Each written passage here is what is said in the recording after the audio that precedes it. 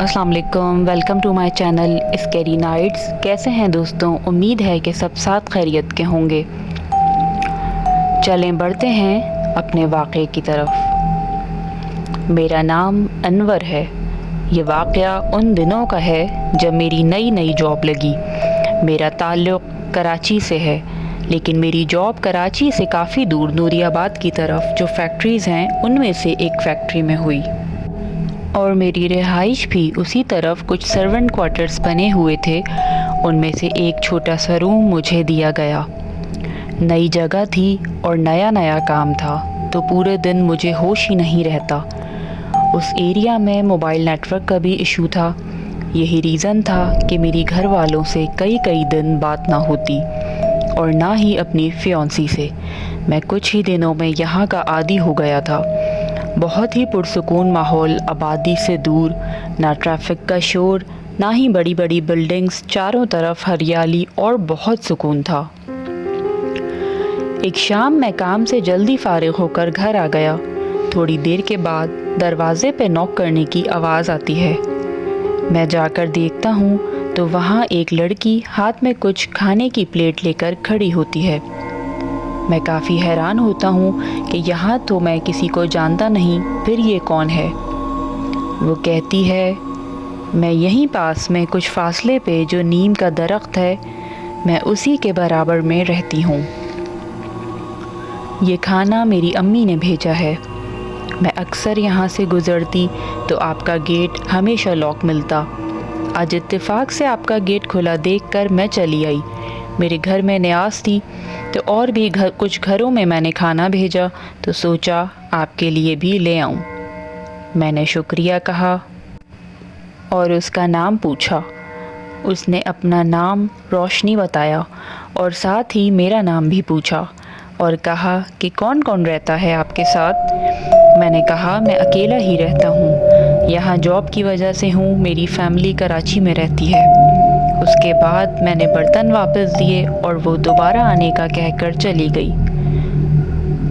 उसने जाते हुए कहा कि मैं रोज़ाना आपके लिए खाना भेजूंगी।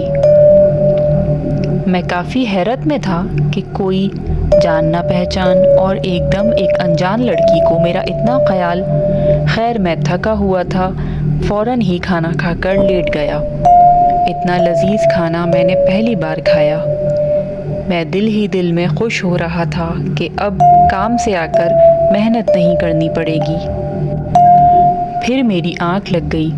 अगले दिन भी यही हुआ। मैं जैसे ही घर आकर बैठा, गेट नॉक हुआ। मैं दरवाजे पर गया तो एक बच्चा जो कि हाथ में खाना लिए खड़ा था। मैंने कहा कि मैं अभी अभी आया हूँ, तुम्हें कैसे पता चला? उसने कहा,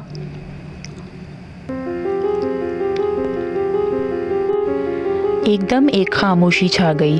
अभी वो कुछ कहने ही वाला था कि उसने खाना टेबल पे रखा और जल्दी से वहाँ से निकल गया।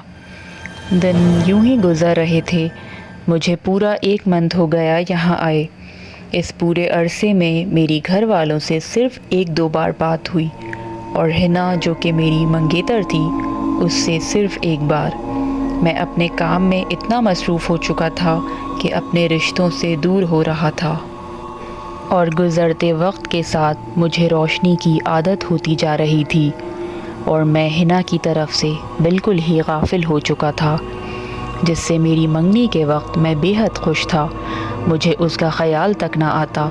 मैंने रोशनी से बात की और उसे बताया कि मैं जल्द ही अपनी मंगनी तोड़ दूँगा और उससे शादी करूँगा, और उसे ये भी यकीन दिलाया कि इस बार घर जाकर सबको इस खबर से आगाह करूँगा।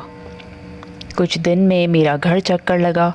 जब ये बात मेरे घर में पता चली तो बहुत हंगामा हुआ, और मेरी अम्मी ने कहा कि अब तुम वापस नहीं जाओगे, हम इसी महीने तुम्हारी शादी करेंगे। मैंने कहा, मैं ऐसा हरगिज़ नहीं होने दूँगा। मैं उसी दिन वापस चला गया। मैं नहीं जानता था कि मुझे क्या होता चला जा रहा है। मैंने जाते ही रोशनी को सब हाल बताया। वो कुछ देर खामोश रही और जाते हुए मुझे रात के खाने की दावत दे गई। मैं बहुत खुश था میں تیار ہو کر کچھ مٹھائی وغیرہ کے ساتھ ان کے گھر کی طرف نکلا۔ کافی سناٹے والی جگہ تھی، ایک بڑا سا میدان جس کے بیچ سے مجھے گزرنا تھا۔ کچھ آگے جا کے گھنے درخت تھے اور ایک بڑا سا گھر جس کے باہر ہلکی سی روشنی جل رہی تھی، لیکن آس پاس کوئی گھر کچھ بھی نہیں تھا۔ چاروں طرف بہت ویرانی اور اداسی تھی۔ مجھے تھوڑا سا ڈر محسوس ہوا۔ میں گیٹ پہ پہنچا تو میرے نوک کرنے سے پہلے ہی ایک آدمی نے دروازہ کھول دیا۔ میں اندر داخل ہوا۔ ایک بڑا سا صحن تھا۔ گھر بہت ہی پرانا اور بوسیدہ تھا۔ کچی مٹی کا فرش تھا۔ وہاں نیچے چٹائی پہ کئی لوگ موجود تھے۔ وہاں ان سے بات چیت ہوئی اور ایک ہفتے کے بعد شادی کی تاریخ رکھی گئی۔ اگلے دن اچانک ایک شام میری امی اور میری بہن اور بھائی مجھے بغیر بتائے پہنچ گئے۔ میں غصہ ہوا کہ ایک دم کیسے آنا ہوا۔ انہوں نے مجھے بتایا کہ ہم اب تمہیں واپس لے کر ہی جائیں گے۔ مجھے بہت غصہ آیا اور میری بہت بحث ہوئی۔ بالآخر میں نے انہیں سب کچھ بتا دیا۔ میری امی بولیں کہ مجھے ابھی اور اسی وقت اس لڑکی کے گھر لے کر چلو۔ میں نے کہا ٹھیک ہے، آج رات آپ کو وہاں لے کر چلتا ہوں۔ ہم رات کے کھانے سے فارغ ہوئے اور تھوڑی دیر کے بعد وہاں جانے کی تیاری کرنے لگے۔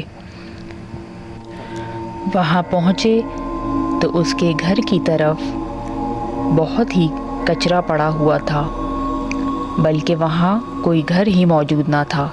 ایک خالی پلاٹ اور گندگی اور سناٹا، ویرانی، چاروں طرف کچھ بھی نہ تھا۔ میں بہت پریشان ہوا کہ یہیں تو میں کل آیا تھا، کہاں چلا گیا وہ گھر؟ میں ادھر ادھر گھومنے لگا اور وہاں کے لوگوں سے معلوم کیا تو وہ اس نام کی کسی لڑکی کو نہیں جانتے تھے، اور بتایا گیا کہ یہاں ایسا کوئی گھر موجود نہیں۔ یہاں تو برسوں سے ایک خالی میدان ہے جہاں اکثر لوگ کچرا پھینکا کرتے ہیں۔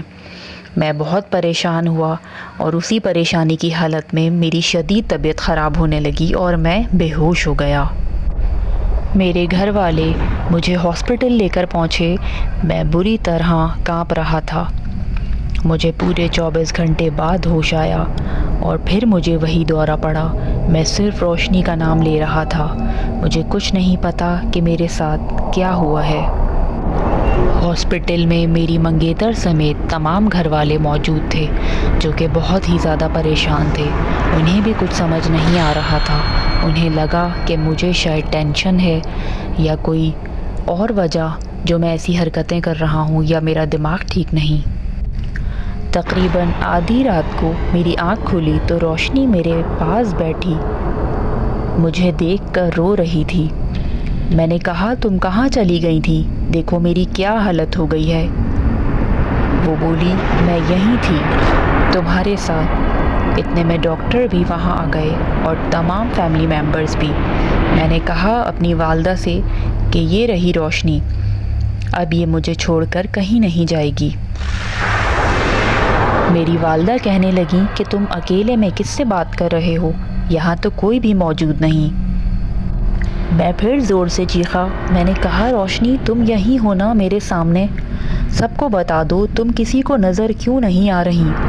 اس کے بعد میری طبیعت بگڑنے لگی اور میں پھر سے بے ہوش ہو گیا۔ اس کے بعد میرا روحانی علاج شروع ہوا۔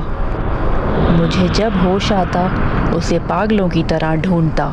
اب وہ مجھے بہت کم نظر آتی۔ میں اکثر اسے خواب میں روتا ہوا پریشان دیکھتا۔ میں بھی بہت اذیت میں تھا، کسی وقت سکون نہیں۔ میں نے اپنی والدہ کو کہتے سنا کہ روشنی انسان نہیں بلکہ کوئی اور ہی مخلوق تھی جو صرف مجھے نظر آتی۔ مجھے یقین نہ آتا، وہ بالکل انسانوں جیسی تھی مگر بہت ہی حسین، بالکل کوئی پری جیسی۔ پورے 6 مہینے میرا روحانی علاج چلا اور بالآخر میں بالکل پہلے جیسا ہو گیا۔ وہ جاب بھی میں نے چھوڑ دی اور دوبارہ کبھی اس جگہ کا رخ نہ کیا۔ اس پورے واقعے میں میری فیملی اور خاص کر میری منگیتر نے میرا بہت ساتھ دیا۔ آج بھی اس واقعے کو یاد کرتا ہوں تو میری روح کانپ جاتی ہے۔ آپ سب سے گزارش ہے کہ کسی نئی جگہ پر کسی بھی انجان شخص سے دوستی کرنے سے پہلے ضرور معلومات کر لیجئے، کیونکہ ہم نہیں جانتے لیکن یہ مخلوق ہمیں دیکھ سکتی ہے، اور کہا جاتا ہے کہ یہ ہم انسانوں سے کئی گنا زیادہ تعداد میں پھیلی ہوئی ہے۔ تو اپنا بہت خیال رکھیے گا اور بہت احتیاط کیجیے گا۔